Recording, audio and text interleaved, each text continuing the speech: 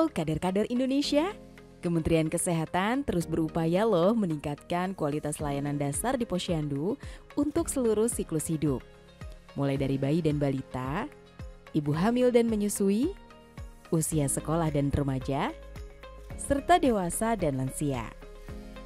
Pada video ini kita akan mempelajari apa saja sih pelayanan Posyandu yang dilaksanakan pada sasaran usia dewasa dan lanjut usia. Penasaran? Yuk kita simak penjelasannya. Di hari buka, Posyandu melakukan 5 langkah pelayanan pada sasaran usia dewasa dan lansia. Langkah pertama yaitu pendaftaran. Kader melakukan pendaftaran usia dewasa dan lanjut usia menggunakan kartu bantu pemeriksaan di Posyandu. 2. Penimbangan dan pengukuran. Di sini, kader melakukan pengukuran berat badan, tinggi badan, lingkar perut, dan tekanan darah pada sasaran usia dewasa dan lanjut usia. Dan hasilnya dicatat pada kartu bantu pemeriksaan di Posyandu.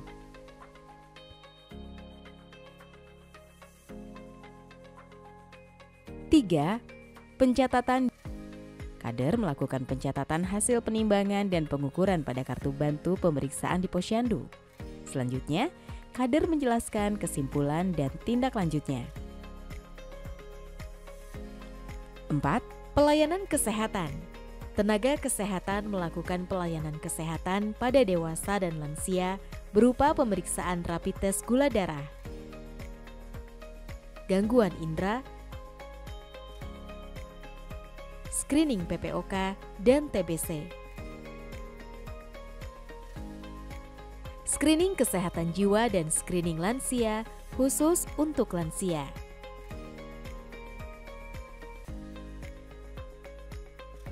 Selanjutnya, tenaga kesehatan menindaklanjuti kesimpulan hasil penimbangan dan pengukuran.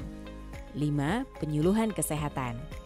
Kader menyuluh kesehatan terkait aktivitas fisik, germas, cek kesehatan, risiko penyakit terbanyak seperti obesitas, hipertensi, diabetes, stroke, kanker, PPOK, TBC, kesehatan jiwa, dan geriatri. Dan edukasi keluarga berencana bagi usia dewasa dan lansia. Nah, untuk bisa memberikan pelayanan maksimal di 5 langkah kegiatan tersebut, para kader harus menguasai 5 keterampilan dasar saat melakukan pelayanan kepada usia dewasa dan lanjut usia. Keterampilan pertama, sebagai kader yang terampil, harus mengedukasi masyarakat tentang pentingnya menjalankan germas, yaitu Gerakan Masyarakat Hidup Sehat. Germas adalah cara sederhana untuk menjaga kesehatan kita. Simak video berikut ya, untuk mengetahui cara kader menyuluh germas. Ibu, tadi kan pola hidup sudah baik, kemudian makannya sudah baik, tapi juga Ibu harus ingat, melakukan makanan itu kita juga harus berpedoman pada isi piringku. Isi piringku yaitu 50% piring berisi makanan pokok dan lauk pauk. Kemudian 50% sisanya adalah buah dan sayuran. Dan juga harap mohon diingat bahwa untuk usia dewasa dan lansia, kita itu sudah harus mengurangi konsumsi gula, garam, dan lemak. Anjurannya itu 4 sendok makan gula per hari, 1 sendok teh garam per hari, dan 5 sendok makan lemak per hari. Tapi juga jangan lupa lakukan hal-hal yang juga menunjang kesehatan ibu. Pertama, jangan lupa cuci tangan dengan sabun, kemudian melakukan aktivitas fisik gitu, dan lakukan cek kesehatan setiap bulannya. Dan jangan lupa juga minum air putih 8 gelas sehari. Oke, keterampilan pertama telah kamu pelajari. Jika kader bisa menguasainya, kader akan diuji untuk mendapatkan PIN keterampilan dasar yang pertama. Selanjutnya, kita pelajari keterampilan kedua bagi kader Posyandu adalah memberikan edukasi mengenai penyakit yang banyak dihadapi oleh masyarakat, termasuk obesitas, hipertensi, diabetes, stroke, kanker, PPOK, TBC, kesehatan jiwa, dan geriatri. Bagaimana menyuluhnya? Simak videonya ya. Terima kasih ya Pak udah datang ke Posyandu. Nah, Bapak tadi udah mengukur dan berat badan ya. Nah, dari hasil berat badan dan ukur tinggi badan, berat badan Bapak 88 dan tingginya 168. Nah, kalau dilihat ini Bapak sudah masuk kelompok masyarakat obesitas. Obesitas adalah kondisi di mana tubuh menumpuk lemak secara berlebihan karena ketidakseimbangan antara asupan energi dan penggunaan dalam jangka waktu yang lama. Dan ini dapat menyebabkan berat badan yang berlebihan. Dengan adanya hasil ini, Bapak mulai sekarang sudah harus berhati-hati. Itu Bapak harus membatasi makanan yang mengandung lemak, itu membatasi makan gula dan garam. Ya, karena obesitas itu dapat menjadi awal dari berbagai penyakit. Ya, dan juga jangan lupa Bapak harus rajin berolahraga. Jangan lupa bulan depan balik lagi ke Posyandu. Selanjutnya kita bahas penyakit yang banyak diderita masyarakat, yaitu hipertensi atau tekanan darah tinggi. Simak video selengkapnya, cara kader mengedukasi untuk penyakit ini ya. Bu, di usia pralansia itu banyak penyakit yang tidak terdeteksi. Ya, misalnya hipertensi atau juga sering kita sebut tekanan darah tinggi. Nah, apabila ibu ditensi kemudian hasilnya sistoliknya sama dengan atau lebih 140 dan diastoliknya sama dengan atau lebih dari 90, berarti ibu itu udah terkena hipertensi. Nah, apa sih gejalanya atau tanda-tandanya? Nah, ibu bisa lihat di sini nih Bu. Gejalanya untuk hipertensi adalah sakit kepala, kemudian kelelahan, mual dan muntah, sesak napas, kemudian napas pendek atau terengah-engah, terus gelisah, pandangan menjadi kabur, mata berkunang-kunang, kemudian mudah marah, telinga berdengung, sulit tidur, dan rasa berat di tengkuk. Perlu kader sampaikan juga, jika hipertensi tidak diatasi, bisa menjadi penyebab penyakit serius seperti penyakit jantung koroner. Oleh karena itu, anjurkan masyarakat untuk rutin datang dan cek kesehatan di Posyandu agar bisa terkontrol. Ibu, hipertensi ini kalau didiamkan terus-menerus itu akan menyebabkan penyakit jantung koroner. Apa sih jantung koroner itu? Itu penyebabnya adalah penyumbatan atau penyempitan pada pembuluh darah koroner akibat kerusakan lapisan dinding pembuluh darah. Ciri-cirinya ketika jantung tidak mendapatkan cukup darah yang diperlukan, ini bisa menyebabkan gejala seperti nyeri dada, perasaan tertekan di dada, rasa berat di dada, mual atau nyeri di bagian atas perut, berkeringat dingin, dan perasaan seperti terbakar.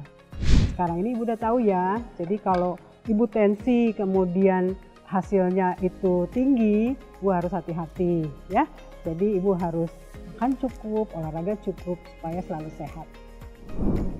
Jika kamu sudah memahami cara menyuluh hipertensi dan jantung koroner, selanjutnya simak penyuluhan penyakit terbanyak berikutnya, yaitu diabetes atau dikenal juga dengan kencing manis. Keluarga ibu punya riwayat diabetes? Iya, ada. Nah, kalau kita lihat hasilnya ini, bulan lalu cek gula darah ibu itu tinggi, tapi hari ini itu baik sekali. Nah, sebenarnya diabetes itu bisa dikenali dengan 3 gejala utama. Ibu bisa lihat di sini ya. Yang pertama itu sering kencing, kemudian cepat lapar, atau sering haus. Nah, ibu harus juga waspadai ini. Tapi di samping ini, itu ada gejala lain juga yang ibu harus benar-benar waspadai. Gejala lainnya yang perlu ibu waspadai, berat badan menurun cepat tanpa penyebab yang jelas, gatal di daerah kemaluan wanita dan keputihan, bisul yang hilang timbul, penglihatan kabur, kesemutan, cepat lelah, luka sulit sembuh, dan mudah mengantuk. Jadi Bu, karena ibu keluarganya punya riwayat, ibu harus benar-benar berhati-hati. Jika bertemu peserta dengan memiliki deteksi dini penyakit, jangan lupa berikan semangat serta sampaikan cara pencegahannya, seperti penyakit diabetes yang bisa dicegah dengan menjaga berat badan, menerapkan pola makan sehat, menjaga porsi makan, rutin olahraga, tidak merokok, dan perbanyak konsumsi air putih. Berikutnya, kita bahas penyuluhan penyakit stroke ya. Simak videonya. Selamat pagi Bu. Terima kasih ya Bu udah datang ke Posyandu. Nah Bu, kalau kita lihat hari ini dan bulan-bulan sebelumnya, Ibu itu mengalami tekanan darah tinggi. Nah Ibu harus hati-hati ya, jangan sampai terkena penyakit stroke. Stroke itu terjadi ketika aliran darah ke otak terganggu atau berkurang karena pembuluh darah tersumbat atau pecah. Nah, apabila terjadi serangan stroke, pasien dalam keadaan darurat, di mana harus segera dibawa ke rumah sakit kurang lebih dalam waktu 4,5 jam. Ya Bu, dan ini juga bisa mencegah terjadinya cacat atau kematian. Jadi Ibu bisa cerita ya, ceritakan ini kepada keluarga supaya keluarga juga waspada. Baik Bu. Ya, nah tapi Ibu jangan juga ketakutan ya. Ibu harus tetap semangat, menjaga pola makan, kemudian melakukan aktivitas fisik supaya tidak terjadi serangan penyakit stroke. Penyuluhan penyakit berikutnya adalah kanker. Seringkali kita mendengar istilah kanker dan tumor, tetapi sebenarnya ada perbedaan di antara keduanya. Yuk simak bagaimana contoh kader menyuluh penyakit ini. Kalau saya lihat ini semua hasilnya pengecekannya baik ya. Oh ya, syukur masih sehat. Sebenarnya apa aja kegiatan di rumah aktivitasnya? Kalau saya sih biasalah aktivitas sehari-hari pekerjaan ibu rumah tangga. Tapi saya masih sering kok rutin lari 3 minggu sekali. Paling kayak membatasi makanan-makanan yang tinggi kalori dan kolesterol aja. Wah, hebat ya. Sudah punya kesadaran untuk menerapkan pola hidup sehat. Tapi juga hati-hati. Ingat ada penyakit lain yang selain penyakit-penyakit bawaan ada juga penyakit lain seperti kanker dan tumor. Jadi tumor adalah benjolan yang bisa muncul di tubuh karena sel-sel tumbuh secara berlebihan. Sementara kanker adalah penyakit yang disebabkan oleh pertumbuhan sel-sel yang tidak normal dan sulit dikendalikan. Jadi kanker bisa menyebar ke bagian tubuh lain sementara tumor tidak memiliki kemampuan untuk itu. Menurut data WHO ada 2 jenis kanker yang terbanyak di Indonesia, yaitu kanker payudara dan kanker serviks. Kanker payudara bisa dikenali dengan gejala berikut. Terdapat benjolan di payudara tanpa rasa nyeri, kulit payudara berubah tekstur, terdapat luka di payudara yang tidak sembuh, cairan keluar dari puting payudara, kulit payudara terasa cekung atau tertarik.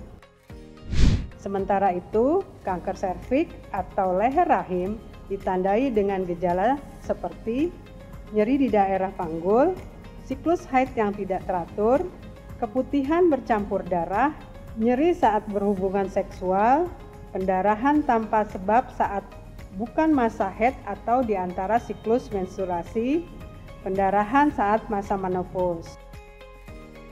Nah Bu, oleh sebab itu kita, terutama kita ya wanita, harus sering memeriksa payudara sendiri, kesehatan, atau juga kita sebut sadari, periksa payudara sendiri ya, dan lakukan IVA test minimal 3 tahun sekali ya Bu ya. Kader Indonesia, kita bahas penyakit berikutnya ya, yang berhubungan dengan pernafasan. Kita bahas tentang PPOK dan TBC. Yuk simak cara kader menyuluh penyakit ini. Ibu, kalau saya lihat di sini ada catatan Ibu sudah mengalami batuk selama 2 minggu. Nah, Ibu sudah ke puskesmas? Belum sih. Nah, baiknya menurut saya Ibu periksakan ke puskesmas. Karena batuk itu tidak bisa disepelekan Bu. Karena batuk itu bisa aja tanda dari penyakit PPOK atau TBC. Jadi PPOK adalah istilah untuk sejumlah penyakit yang menyerang paru-paru dalam jangka waktu yang lama dan dapat membuat seseorang merasa kesulitan saat bernafas. Ada banyak faktor resiko yang bisa menyebabkan seseorang terkena PPOK, seperti kebiasaan merokok, paparan polusi udara, usia, dan faktor keturunan. Mungkin Ibu bingung ya bagaimana mengenali PPOK. Nah, ciri-cirinya adalah batuk yang terus-menerus dan tidak kunjung sembuh, sulit bernafas bahkan saat melakukan aktivitas fisik yang ringan, muncul suara mengi atau sesak nafas yang disertai bunyi, rasa lemas dan kelelahan yang berlebihan, rasa berat di dada, dan penurunan berat badan yang tidak disengaja. Nah Bu, kalau PPOK itu yang disertai batuk terus-menerus itu akan dapat mengarah ke TBC. Apa itu TBC, Bu? TBC ini termasuk penyakit menular yang disebabkan oleh bakteri Mycobacterium tuberculosis. Kader juga perlu menyampaikan ciri-ciri TBC pada seseorang, yaitu berat badan turun tanpa penyebab, berat badan tidak naik, nafsu makan menurun, demam yang tidak diketahui penyebabnya, badan lemas atau lesu, batuk berdahak atau dapat bercampur darah, berkeringat tanpa sebab, terutama pada sore sampai malam hari, sesak napas atau nyeri dada. Dan penyakit ini bisa menular melalui udara ketika seseorang dengan TBC batuk, bersin, atau berbicara tanpa menutup mulut atau menggunakan masker.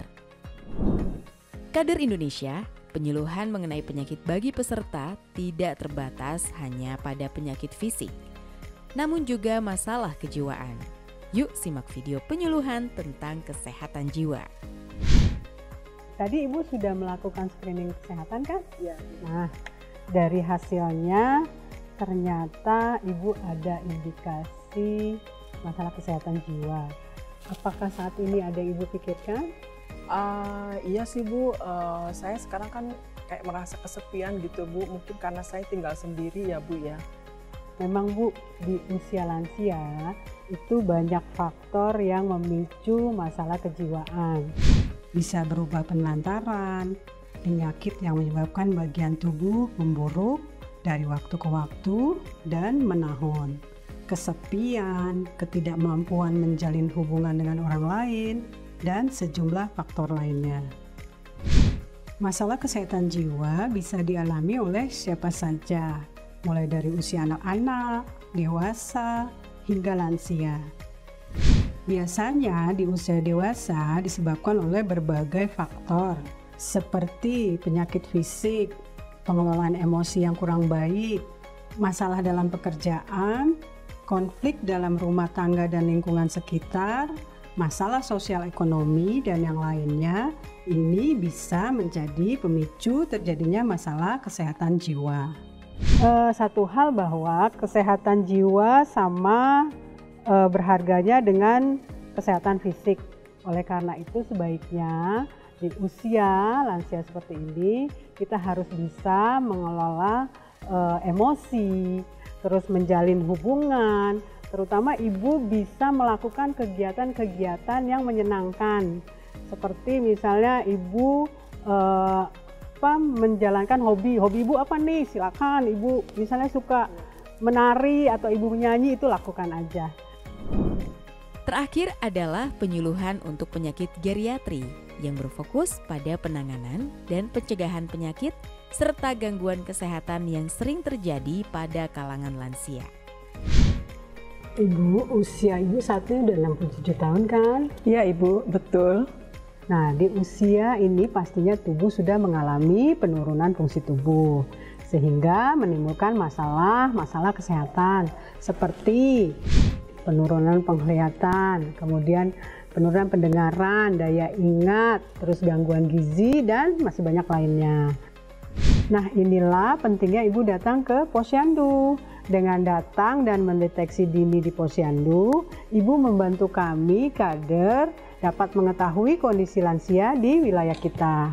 Jadi misal nanti Ibu perlu perawatan lanjutan untuk memperlambat atau bahkan mencegah penurunan kapasitas fisik dan mental tubuh, Ibu bisa datang ke puskesmas. Keterampilan kedua telah kamu pelajari. Jika kader telah lulus pengujian keterampilan, kader akan diberikan PIN yang kedua.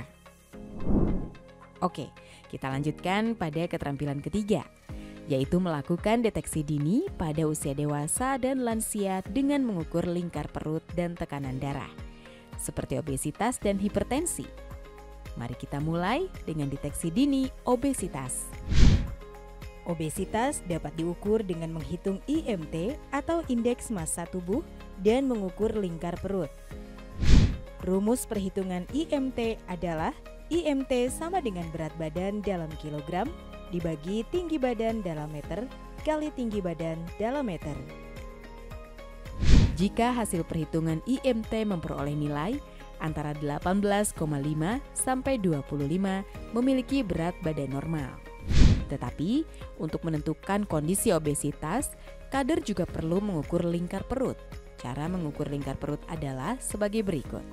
Pertama, mintalah sasaran untuk membuka atau menyingkap pakaian bagian atas dengan santun. Permisi ya Pak, kita melakukan pemeriksaan lingkar perut. Bisa dibuka kancing bajunya sedikit? Dua, tetapkan titik pengukuran pada tepi tulang rusuk paling bawah. 3. Tetapkan titik pada ujung lengkung tulang pangkal paha atau panggul. 4. Tentukan titik tengah di antara dua titik sebelumnya dan tandai setiap titik dengan alat tulis. 5. Minta sasaran untuk berdiri tegak dan bernafas secara normal. 6. Lakukan pengukuran lingkar perut mulai dari titik tengah dan melingkari perut secara horizontal, kemudian kembali ke titik tengah. 7. Jika sasaran memiliki perut yang buncit, ambil bagian yang paling buncit untuk pengukuran dan berakhir pada titik tengah tersebut. 8. Pastikan pita pengukur tidak melipat dan ukur lingkar pinggang dengan akurasi hingga 0,1 cm. Jika hasil pengukuran lingkar perut pria lebih dari 90 cm dan wanita lebih dari 80 cm, maka perhatikan, karena ini bisa menjadi tanda dan gejala obesitas. Berikutnya adalah deteksi dini hipertensi atau penyakit tekanan darah tinggi. Hipertensi dapat dideteksi dengan melakukan pengukuran tekanan darah secara teratur. Para kader posyandu harus memahami langkah-langkah pemeriksaan tekanan darah yang benar. Sebelum melakukan pengukuran tekanan darah dengan tensimeter digital, kita perlu melakukan beberapa persiapan. Pertama, hindari mengukur tekanan darah setelah makan, berolahraga, merokok, atau minum minuman berkafein seperti kopi. 2. Kenakan pakaian yang longgar sehingga manset bisa dipasang langsung bersentuhan dengan kulit. 3. Pastikan diri dalam keadaan santai, tenang, dan jangan cemas. 4. Duduk dengan nyaman, kaki rata di atas lantai, dan jangan silangkan kaki. Untuk menggunakan tensimeter digital dengan benar, berikut langkah-langkahnya. Pertama, letakkan lengan kiri atau kanan di atas permukaan datar sehingga manset sejajar dengan jantung. 2. Telapak tangan dihadapkan ke atas dan dimasukkan ke dalam manset. 3. Pasang manset sekitar 2 cm di atas lipatan siku. Pastikan ujung selang manset di atas dan di tengah lengan. 4. Kencangkan manset hingga hanya bisa menyelipkan 2 ujung jari di tepi manset. 5. Tekan tombol start untuk memulai pengukuran. 6. Minta sasaran untuk tetap rileks saat manset mengembang dan menekan lengan. 7. Pastikan sasaran tidak banyak bergerak dan tetap diam selama pengukuran. Tunggu sampai manset mengempis dan hasil pengukuran muncul di monitor. Perhatikan angka yang terbaca di monitor, terutama nilai tekanan darah dan denyut nadi. Hasil tekanan darah biasanya memiliki angka-angka seperti ini.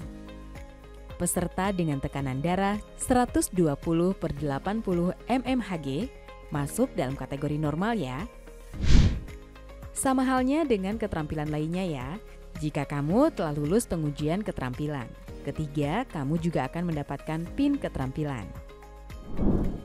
Selanjutnya, kita akan membahas keterampilan pelayanan posyandu yang keempat. Dalam keterampilan ini, kader diharapkan bisa melakukan deteksi dini dengan menggunakan kuesioner untuk PPOK, TBC, kesehatan jiwa, dan geriatri.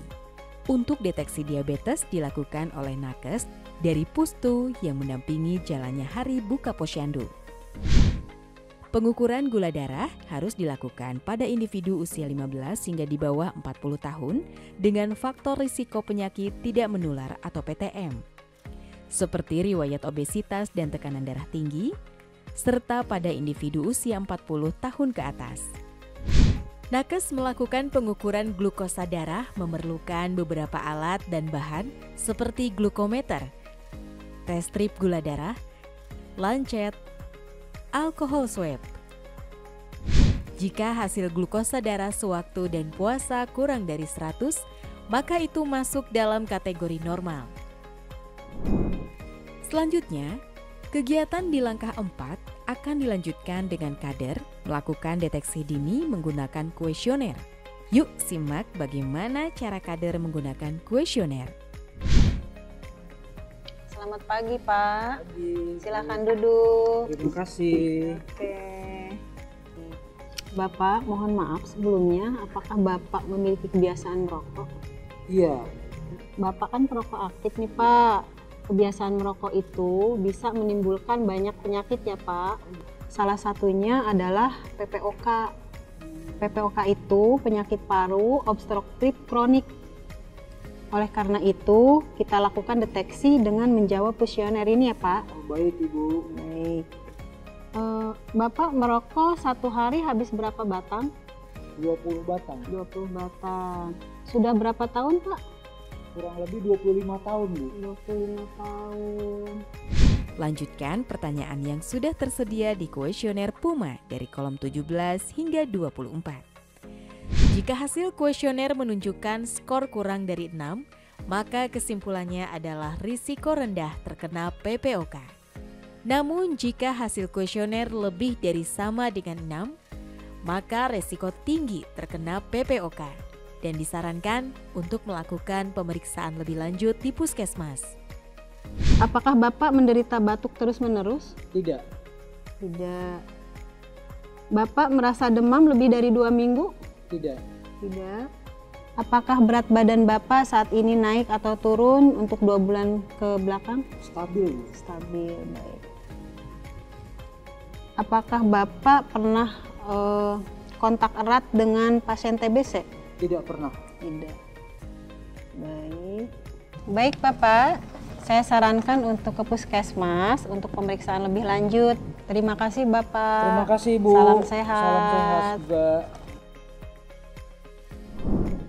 Selain screening PPOK dan TBC, kader juga melakukan pelayanan screening kesehatan jiwa.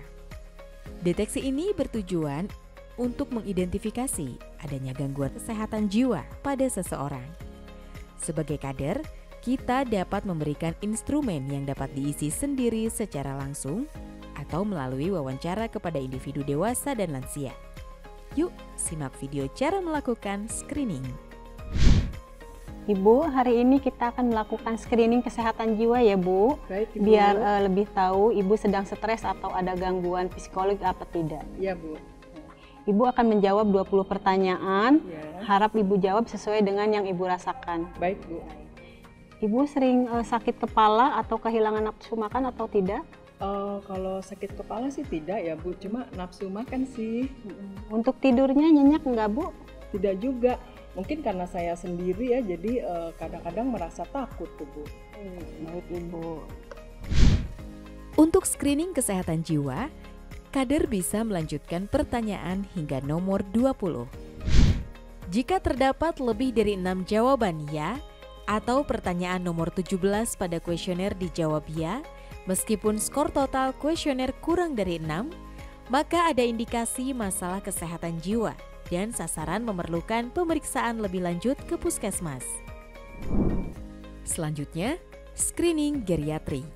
Deteksi dini ini harus dilakukan pada setiap lansia saat pertama kali berkontak dengan kader atau petugas kesehatan. Dan sebaiknya diulang minimal setiap tahun menggunakan kartu Reka Posyandu, terutama bagian AKS atau aktivitas kehidupan sehari-hari dan sekilas atau screening lansia sederhana. Sip. Ibu, screeningnya saya lanjutkan dengan screening geriatri ya Bu. Baik, Bu. Ibu bisa menjawab pertanyaan aktivitas sehari-hari dari saya ya Bu. Baik, Bu. Ibu, BAB-nya bagaimana? Apakah teratur atau butuh pencahar atau malah sering diari? Lancar sih Bu dan teratur. Kalau untuk buang air kecilnya Bu? Nah itu dia Bu, kadang-kadang sering ya buang air kecil, kadang-kadang belum sampai kamar mandi udah keluar tuh Bu. Gitu ya Bu. Baik Bu. Oke. Selanjutnya, kader bisa menanyakan semua pertanyaan di screening AKS. Jika hasil screening total skornya 20, dikategorikan mandiri A 12-19, ketergantungan ringan B 9-11, ketergantungan sedang B 5-8, ketergantungan berat C 0 hingga 4, ketergantungan total C. Kader bisa melakukan edukasi untuk hasil mandiri dan ketergantungan ringan. Namun, jika ditemukan keterangan sedang, berat, atau total, individu tersebut perlu dirujuk ke petugas kesehatan untuk tindak lanjut yang sesuai dengan tingkat ketergantungannya. Selanjutnya, kader bisa meneruskan dengan melakukan screening sekilas. Screening sekilas akan membantu kita menentukan apakah ada penurunan kapasitas intrinsik pada lansia. Ibu, selanjutnya screening untuk mengetahui kemampuan intrinsik Ibu ya. Baik Ibu. Saya sebutkan 3 kata ya Bu. Ya. Nanti Ibu ulangi kata yang saya sebutkan. Ya. Perhatikan ya Bu. Ayam, terbang, anggur. Ayam, terbang, anggur. Baik, bagus. Ibu masih mengingatnya ya. Kalau sekarang hari dan tanggal berapa ya Bu? Wah, kalau itu saya nggak ingat ya Bu ya. Kader bisa melanjutkan screening sesuai dengan yang ada pada form sekilas. Jika kader menemukan satu atau lebih penurunan kapasitas intrinsik atau salah satu yang dicentang pada instrumen sekilas, maka peserta direkomendasikan untuk dirujuk ke puskesmas untuk dilakukan screening lanjutan sesuai penurunan kapasitas intrinsik yang dialami oleh lansia. Sebagai tanda kecakapan telah lulus keterampilan keempat, kader juga akan mendapatkan PIN ya. Setelah menguasai 4 keterampilan sebelumnya, seorang kader perlu menguasai keterampilan terakhir, yaitu penyuluhan tentang keluarga berencana atau KB. Yuk simak cara penyuluhannya. Mbak usianya 24 tahun? Iya betul. Sudah menikah? Ya. Sudah punya anak? Alhamdulillah usianya baru 1 tahun.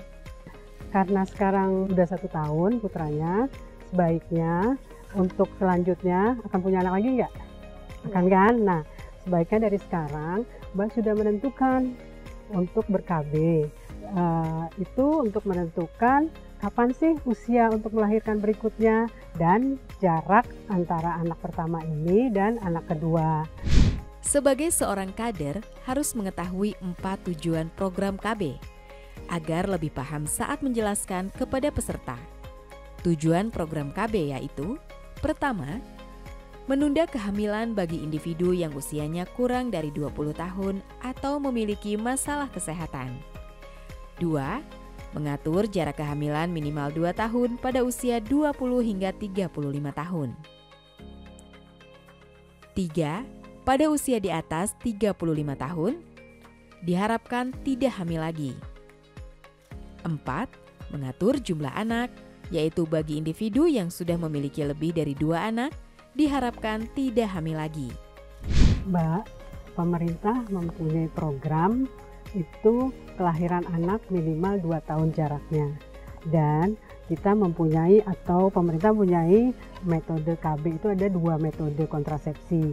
Yang pertama itu metode jangka panjang dan yang kedua metode jangka panjang. Nah, ini seperti ini yang non jangka panjang. Itu ada pil, kondom, dan suntik. Kondom adalah sarung karet berbentuk silinder yang dipasangkan pada penis saat hubungan seksual. Pil KB adalah pil yang mengandung hormon dosis rendah yang harus diminum setiap bulan. Suntik KB yaitu suntikan yang mengandung hormon dosis rendah dan tersedia dalam suntik bulanan atau 3 bulanan. AKDR Cooper adalah alat plastik kecil yang dilengkapi dengan kawat tembaga yang ditempatkan di dalam rahim. Kemudian implan, batang plastik berukuran kecil dan lentur yang dimasukkan ke dalam atau di bawah kulit lengan atas.